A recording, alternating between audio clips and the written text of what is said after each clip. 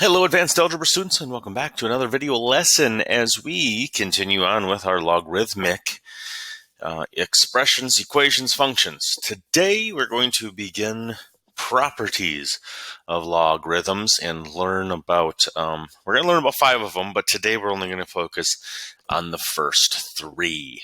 Now, one of the best things that you can do to prepare yourself for these properties is to go back to our exponent properties and to think about what does it mean to rewrite each one of these using only a single base. So 7 to what power, 7 to what power, and so on. I want you to try and pause the video here and see if you can remember what happens in these 4. All right, in letter A, 7 to the 20th times 7 to the 30th means we can do 7 to the 20th plus 30th because they have the same base, right? There's that keyword base, or 7 to the 50th, 7 to the 50th. In letter B, when they are being divided, we take 7 to the 20th minus the 30th, where we get 7 to the negative 10th. One of those things that we talked about was that we should write that as a positive exponent, or 1 over 7 to the 10th. Notice it's not asking us to evaluate, it's just asking us to rewrite it with a single exponent. Letter C, very similar to what we did here in letter B, 30 on top minus the 20 on the bottom gives us 7 to the 10th. And then in letter D, 7 to the 20th to the 30th means we would have multiplied those,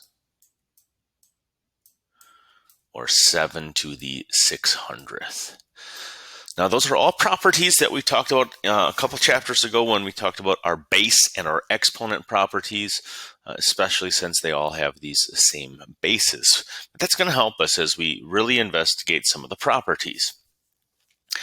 Also, we have to be able to evaluate some of this information.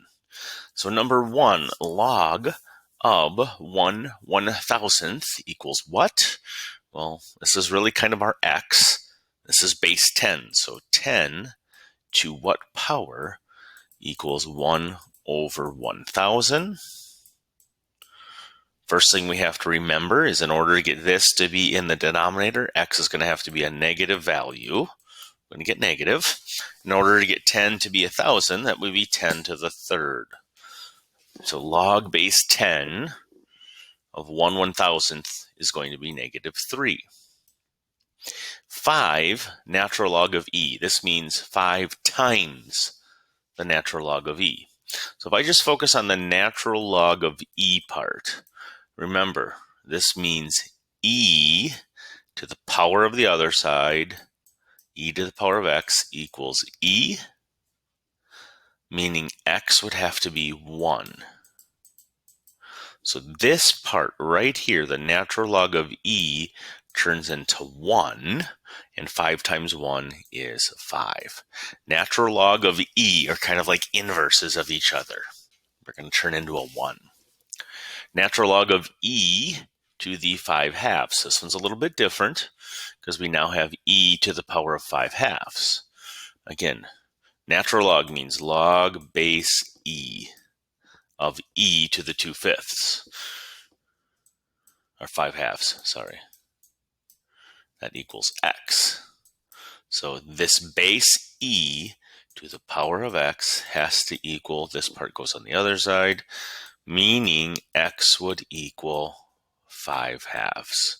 We want them to have the same exponent, 5/2. And so being able to evaluate is going to help us with our properties as well. All right, one more set of solving. Here we go. What is our value of x? So rewriting this means x to the 3rd equals 64. What number to the 3rd equals 64? That would mean x equals 4. 4 times 4 times 4. The natural log of x equals 0. So that means e, right? Natural log means e to the power of 0 equals x. Anything to the power of 0 is equal to 1. So the natural log of 1 would equal 0. Here, we've got x to the 3/2 equals 125. And to get x by itself, we raise it to the reciprocal power. I'm raising this side to the 2/3 power. When we do that, we're looking at the cubic root of 125. Whatever answer we get, we are squaring that. Or x would equal 25. The cubic root of 125 is 5. 5 squared is 25. So these 3 slides are all kind of what I will call review slides. These are things we've done now, some of them with logs, some of them with base and exponent properties that are really helping us get ready for properties of logs. All right, those were properties of powers. Anything raised to the power of 0 is 1. The product powers, x to the m times x to the n, we add them because they had the same bases. X to the m over x to the n, we would subtract, and power to a power, we multiplied. Okay. Believe it or not, logarithm properties are very closely related to these properties. Very, very closely related. And here's the 3 that we are going to focus on today. Logarithm of 1 theorem, the log of a product theorem, and the logarithm of quotient theorem. Okay, here's what the logarithm of 1 theorem states. Log of 1 will equal 0. And we put a b here to show that the base does not matter.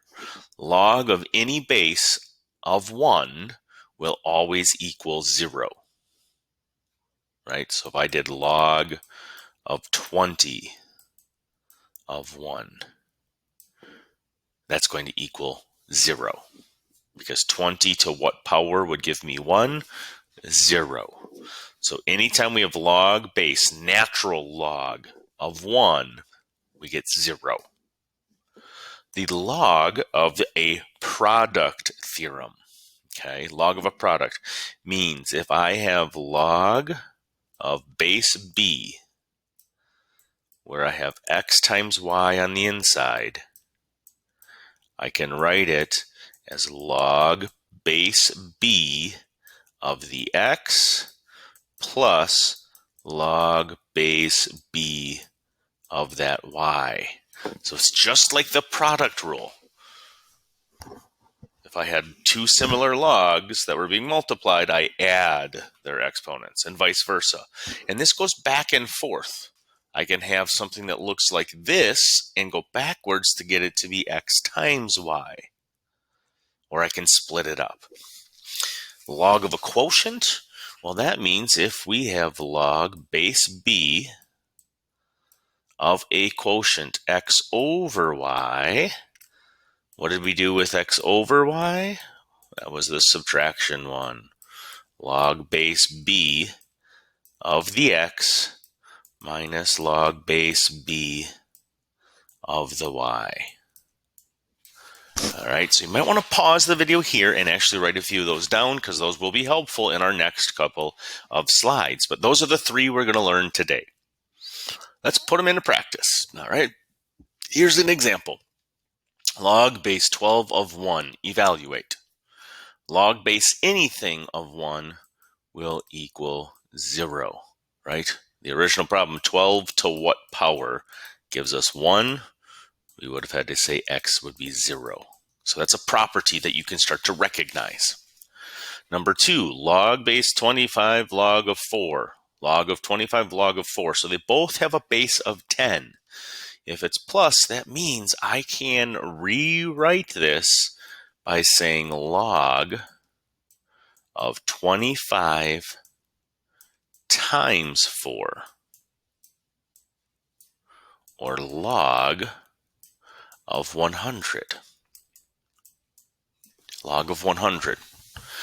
When it's asking us to find log of 100, that means we have a base of 10, and 10 to some power would have to equal 100. What power is that? X would equal 2. So this answer here is 2. Log of 25 plus log of 4 would give us a value of 2.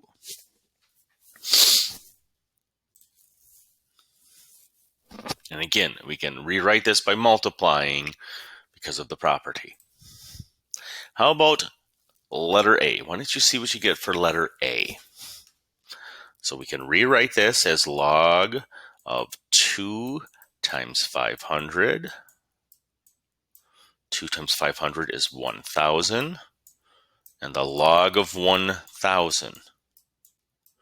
Base 10, so 10 to some power would have to equal 1,000, meaning x would have to equal 3.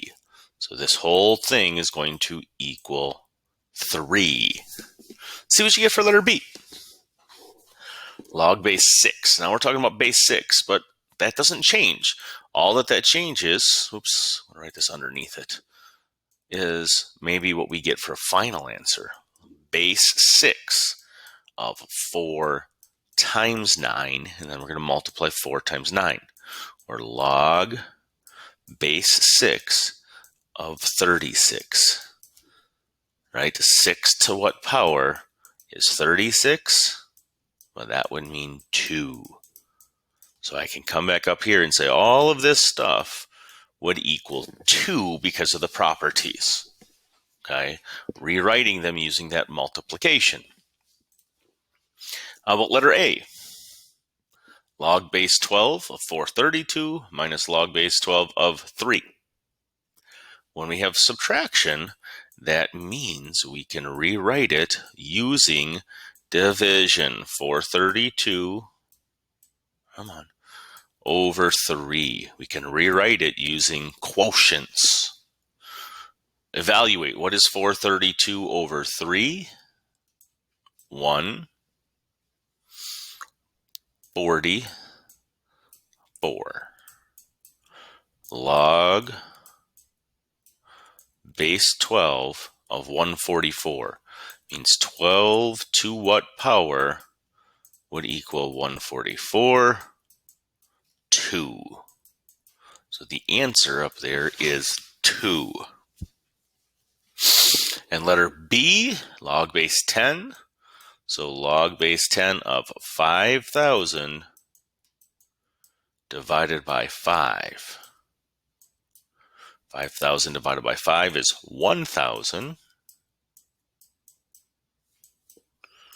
Log base 10 of 1,000 means 10 to what power would equal 1,000, which means we get an answer of 3. Okay, so 3. So we're going to have you practice quite a bit of those 3 rules, right? Those 3 theorems. Theorem of 1, product theorem, and the quotient theorem today. We'll get you the next 2 tomorrow. If you have any questions, please make sure that you reach out. Otherwise, until next time, everyone, stay safe.